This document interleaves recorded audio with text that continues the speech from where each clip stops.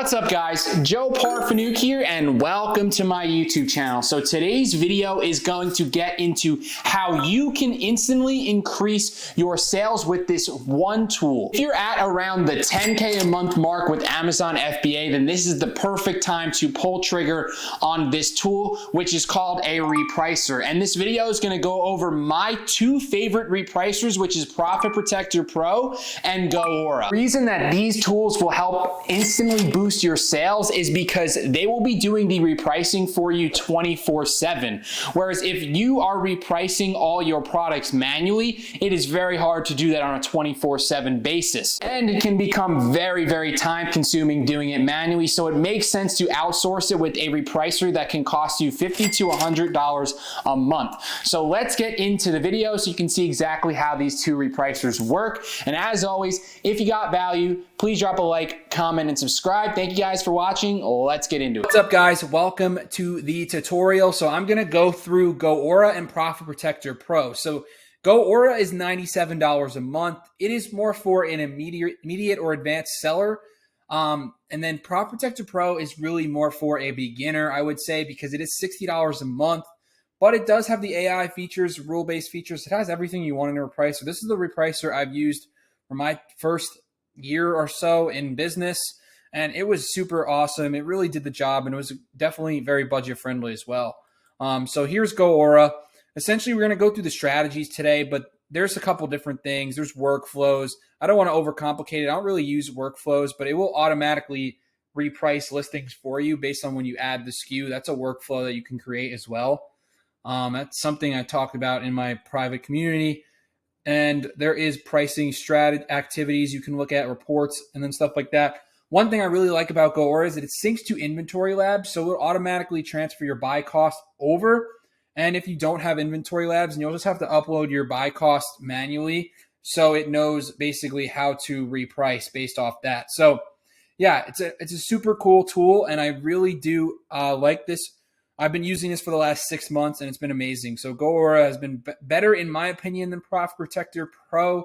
Not by much, but definitely in terms of if you're a little bit tight on money, then Profit Protector Pro is definitely my recommendation. So basically, to add a strategy, there are 4 strategies that I use. So Maven is an AI feature that they just came out with. I'm going to cover that. Buy box migrated. This is just migrating over from the old GoAura. This is a rule-based setting based on the buy box price, and then no buy box strategy, which is based on if there is no buy box. This is a super helpful strategy because it will just match the lowest FBA price, which is what you want to do when there is no buy box. And just because there is no buy box doesn't mean you can't get sales. And liquidation is just when I'm trying to get rid of it. It lowers my profit margin down to 0, so I can just get rid of it pretty quickly. So that is basically the 4 strategies summarized, and here's how you go. So you can go to Maven, and I'll show you how you can set this up. So there's a video on Dylan walking through it, and you can check that out. Dylan Carter's the founder. So we're going to go through Maven, and like I said, there's the video, and then here is where you set your minimum price. So there's a profit calculator down there. It's going to show a SKU I'm on, so I'm not going to show that exactly, but it will give you an idea of like what your minimum price would be on a sample product. So you can do manual or you can do profit or ROI. Sometimes I will do manual as the minimum price if I know historically I can get it for, let's say, 20% margin, but my minimum on products are lower for a certain product. I'll show you this right now. So profit margin, let's say this is how I would do it. 12% profit margin. So this includes all cost marketplace fees. That's the lowest I'm willing to accept on a product. So for you, it could be 15, 20%. It's all preference. Obviously, if you're doing apparel, probably should be a little higher to account for returns. But this is the one strategy I'll do. And then manual, if historically it's been 20% and I know I don't want to go below that, then I'll manually input the 20% margin there. So that's something you can do. You can play around with it. It's super simple. And then once you set this, it will be good to go. So you'll just review it. You give it a name, and you can just, if you want to do the hands-off feature, which is honestly probably the best way to do it, where it will minimum you at like 12 to 15% or whatever your minimum is. That's a good way to do it because then you can kind of set it, forget it. But yeah, that's one strategy. And if we go through these, here's the other one. So there's featured merchants. So target the lowest offer with the buy box. I recommend buy box targeting. I've never really used this one. It could be cool to test out, but buy box targeting is awesome because it will compete with current buy box price. Unsuppressed buy boxes increase prices when out of stock, raise prices when possible. So this is basically raising the price when possible, trying to get you maximum profit. This is definitely a great overall strategy. I like to mix Maven and buy box targeting for the most part. So I'm going to go through my actual strategy because the settings are in there. So if you go to edit, so here's the competition. Basically, the competition type, you're only competing on the buy box because it's the buy box setting. You're competing on sellers who only have, if they're not eligible for the feature offer for whatever reason, then you're not going to compete against them because that would be stupid. If they can't get the buy box, then why would you compete? So exclude back-ordered sellers. This is huge. I like to have this checked on because then you're not competing against sellers who have a 2-week out delivery. So when you start to sell on Amazon, there's going to be people who have sent it in FBA and they're stuck in FC transfer. So their delivery date is 2 weeks out. And this is only competing with prime sellers. That's who I want to compete against, the ones who have 2-day delivery or less. So this excludes back-ordered sellers.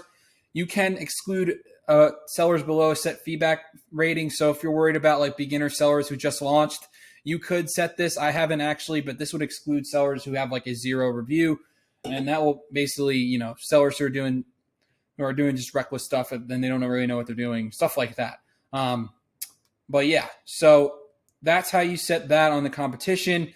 And then pursuit is just match price against non-prime sellers. So this is what I wanted to show you, is price differently against FBA and seller fulfilled. So this is something you want to do. You want to click that price differently. So this is just matching your price when you're competing against prime sellers. And I don't have any settings for competing with Amazon, but you could definitely play around with that. But this is one thing that has helped me raise the buy box price. Customized price, set current price 2 cents above. So action for when the goer is no competition found on the listing. This will just basically gradually increase your price over time. So that is nice there. It will auto increase price if there's no competition for you. So use min price here when your competition at min price. So it's just matching at the min price. When your competition matches your min price, use min price. So when your price reaches min price, use min price. You don't want it to go below or anything. How to price when you're out of stock, do nothing. This is up to you on how you want to do it. But yeah, so this is exactly how Dylan Carter recommended to set the settings here. So yeah, and this has definitely done a really great job. No undercutting or anything like that. It's been really good with that stuff. And yeah, so how to behave when you've won the buy box. So essentially when you've acquired the buy box, it's going to slowly raise the price by a cent. And that just basically helps you get more profit along the way if it keeps increasing. And this is the same deal here where we're calculating based off min or max price. You can do manual or you can do, so let's say I want 12% on all my listings and I'm going to do it by 12%. If I want max profit of 40%, I mean, obviously you could set no max. It's totally up to you. I don't really know why I even set a max. But yeah, typically I'm not getting more than 40% profit margin on a listing anyway. So that is the buy box strategy, and I'll show you the no buy box strategy. So essentially the only difference is it's just competition type is competing against lowest FBA. Obviously, if you're merchant fulfilling it, you could create a separate strategy for only competing against merchant fulfill sellers. So there are no featured sellers. You don't need to click this box. Exclude Amazon as competition. So yeah, we're not competing against Amazon for the most part. Exclude back-ordered sellers. So this is one thing that's important to check off because if they have the farther out delivery date, then you're not competing against them. And yeah, it's relatively similar. It's just, the only real difference here is just setting the competition type lowest FBA instead of matching the buy box. And everything else is pretty much the same here as what I showed you before. All the settings are the same as the buy box on this tab. And same deal here, raising the price by a cent. And wait, I lost the train of thought here. Sorry, guys. Let's go back here. So we were looking at the min-max price here. So it's the same deal, 12 to 40%. It's just going to calculate it based on that. You don't have to set a max if you don't want to. So that is pretty much the no buy box strategy. And the only difference between the liquidation strategy and the buy box strategy is the profit margin. So the profit margin goes from 12 to 0. That is the only difference. So this is just basically will be set it, forget it. If you want to liquidate, you could just change the setting to liquidation. Makes it a lot easier. So that is one strategy I've done for just liquidating SKUs that after 60 days when I want to get rid of it, then I'll just turn it on to the liquidation strategy. So the next one is Profit Protector Pro. Really just the budget-friendly strategy repricer here. So I'm just going to go through the different settings and the pricing. By the way, GoAura is $97 a month. I didn't mention that before. So this is based on the UK, I believe. We want to click the US price. So it's since gone up to 65. It was 60. Actually, no, it's still 60. Okay, 60 here. You only need 1,000 listings for the most part. I don't even have 1,000 listings. So yeah, that is that, $60 a month, and you can get a little cheaper if you go annual. So let's go through the strategies right here. So you don't want to be using the aggressive ones. That's just going to create you to tank the listings and stuff like that. When you're always using a sales aggressive strategy, it's designed to get you the most amount of sales. So it might tank listings in the process. So you don't want to really use these. The lowest one I used was Cautious Sales Enhancer. I use that every now and then if it was a listing that wasn't really moving that well. Sometimes when I was like really aggressively trying to get rid of it, I would use Balanced Sales Accumulator. That's really a liquidation strategy more so when you're just trying to get rid of the product. But these top three are the ones that I really used. So Dynamic Profit Builder was the one that I was using the most. This is slightly designed to get you more profit while still getting you sales. So this is basically a more passive approach to favoring the buy box while working hard to increase your profit. This is a great middle ground to all the AI listings here. And then they have the Hybrid Profit Protector or Hybrid Profit Harvester. So this is basically assuming that within your maximum, it will rapidly work to increase the price. This is ideal for sellers looking to maximize their profits. So I would use this one a lot for faster moving listings, and this one as well for fast moving listings too. So it basically would try to get you the most amount of profit, and it was just maximizing. It was only 1-star sales and 6 stars for profit. So these were the three that I was using the most, 100%. You want to try to get as much profit as possible. That's really how a repricer can help you increase your margins. So, and sales as well at the same time because it's doing it 24/7.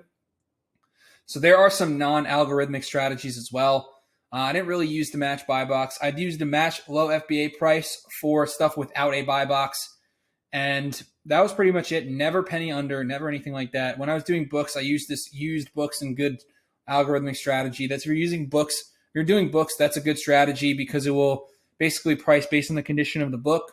That was pretty cool. There's some merchant fulfill AI strategies as well if you're doing merchant fulfilling. So this is basically it with Profit Protector Pro. It's super nice. They also have a phone. I'll try to see if I can find exactly what it looks like, but they have an app where this is basically what it looks like on the app. So you can basically reprice on your phone. That was one awesome feature about Profit Protector Pro. And that's kind of how it looked on the phone. I want to see if I can find something how it looks on. Yeah, this is how it looks on the desktop. Here's the phone app. Here's the desktop version. So it's very similar to GoAura where you're just inputting your price, the buy cost, your break even, your min max, and stuff like that. So it was pretty easy to use. And also one thing I really liked about it is it came up as a Chrome extension. So you would have it on your browser like this, essentially like, let's say SellerAmp is in the right corner and then Profit Protector Pro is in the middle. So it was nice to have that. But, I really like GoAura, so I'm not really missing out on anything. I think it's an overall better repricer. You get what you pay for in a sense. But this one was really good for the price. Like I'm saying, $60 a month with AI features. You can't really beat that. So yeah, that's pretty much it. I hope these strategies helped you learn how you can maximize your sales and your profit at the same time.